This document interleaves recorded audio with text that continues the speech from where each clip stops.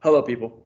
It's been a little while, and for that, I apologize. To make up for it, I'm going to make a few videos that hopefully give you some strategies and some skills to help you on your multiple choice portion of the AP History exams.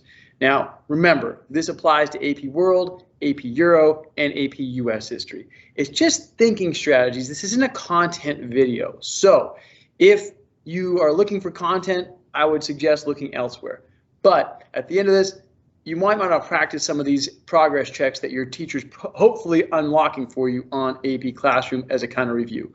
We're going to start with that, and we're going to be looking at Unit 6 of the AP Modern World History progress check. So if you want to follow along with the questions, that's great. I am going to screen share, but it's going to be little, so let's just see if we can see this. Okay, so the first thing I want to show you is how you can maximize your time efficiency and minimize the amount that you are relying on the stimulus.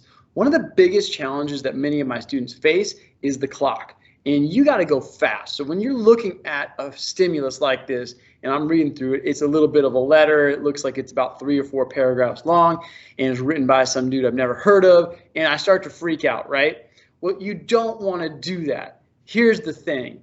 Many times, in fact, I would say most times, you as the test taker should be able to get to at least a 50-50 shot on your answer choice without even reading the stimulus. You heard me right, people. I want to teach you how to avoid reading the stimulus, or at least how to minimize your reliance on the stimulus.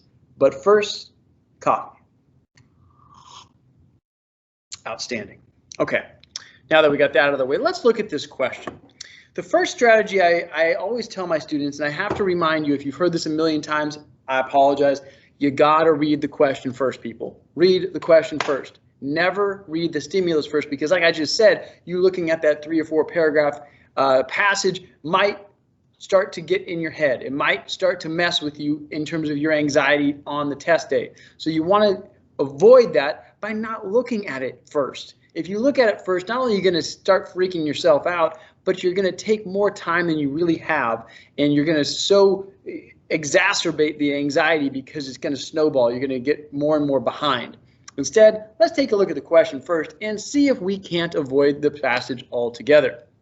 Question says, Witbouy's point of view, never heard of that dude, in discussing his right to rule the Nama lands, quote, by double conquest is historically significant, mostly because it illustrates how A, African political leaders learned to use effectively the European diplomatic discourse of sovereignty and state rights while ultimately forestall the advance of imperialism. B, interethnic conflicts in Africa led to political fragmentation and ultimately limited Africans' ability to resist imperialism. Okay. C, European imperialism fostered among Africans a sense of belonging to new national units that ultimately led to nationalist resistance movements. Or D, some African leaders were able to play one European colonial power against another and ultimately preserve their lands from colonial infringement. Okay, here's where we get tripped up. You look at that passage, or excuse me, that question. First, you look at the passage first. Mistake 1.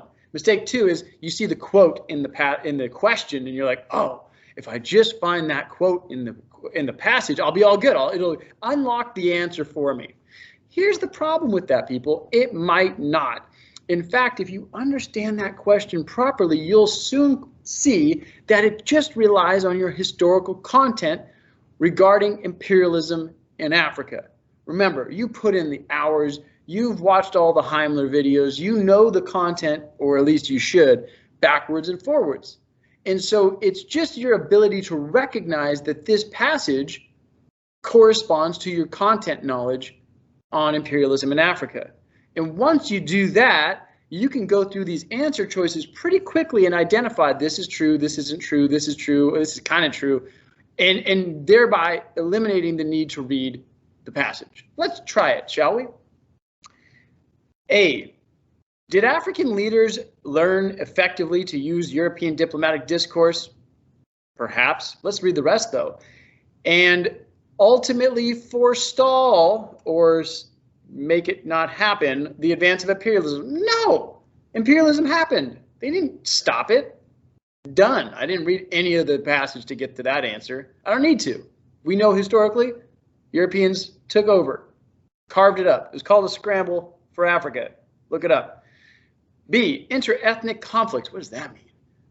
That means tribal conflicts in this case. That means there were different groups competing in Africa before the Europeans got there and after the Europeans arrived. Okay, we know that was a thing. So in Africa led to political fragmentation and ultimately limited Africans' ability to resist imperialism. I think that might have happened. Let's hold on to that one. Let's look at the other one. C. European imperialism fostered among Africans a sense of belonging to new national units and ultimately led to nationalist resistance movements. Well, the date on I just looked at the source, it's 1894, and I don't really see decolonization. I've studied everything. Decolonization doesn't really happen to the 20th century so much, so resistance movements are limited at this time, but really a new sense of belonging.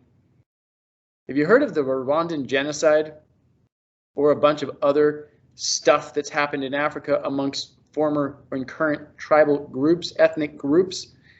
New national unity? I don't think so. Didn't really happen. There were resistance movements, absolutely. These countries did get independence eventually, but this isn't that unit. This is unit 5, unit 6, okay? Actually, it's unit 6. D, so I eliminate C. Some African leaders were able to play one European colonial power against another and ultimately preserve the lands from colonial. It's the same thing as A. They're basically saying imperialism didn't work. They didn't take over. They did take over. The Europeans took over, people. Eliminate D. I got to B. B is the right answer. Trust me. B is the right answer. And you can get there like I just did without reading the passage. Now, I spent a few more moments than you normally would, but you got inside my brain, right? You can think through these things relatively quickly. The College Board recommends spending about a minute per question. Well, that was about a minute in my head. And I just spelled it out a little bit more in detail. But you got to be able to do that. If I read the passage, it's going to take a minute at least to read it. And look, it's written in 125 years ago. You don't talk like this anymore. It's going to take you another minute or two just to understand what it's saying. If not, you're going to have to read it again. You don't have time for that, people. You got to stop messing with the stimulus. Okay? Okay. So let's pause here. We're going to do a couple more of these, and hopefully you'll start to see the pattern that you don't need the stimulus too much. You need it just a little bit occasionally. In this way, you're going to save some time. So pay attention, people. If you have questions, you want me to run through some questions that you've seen on College Board or some other place, you want me to walk you through them and help you get to that answer without the stimulus, I'm there. I'm going to help you. Again, you're going to need some content knowledge, though. This is why you read your textbook. This is why you take notes. This is why you watch review videos that I don't make, and you're going to get there. It's just these strategies, these tricks of the trade that help you get to that answer a little bit quicker. So for now, let's pause, and we're going to come back and do a couple more questions. So I hope at this point it's helpful. We'll stop, and we'll start again. Menenberg out.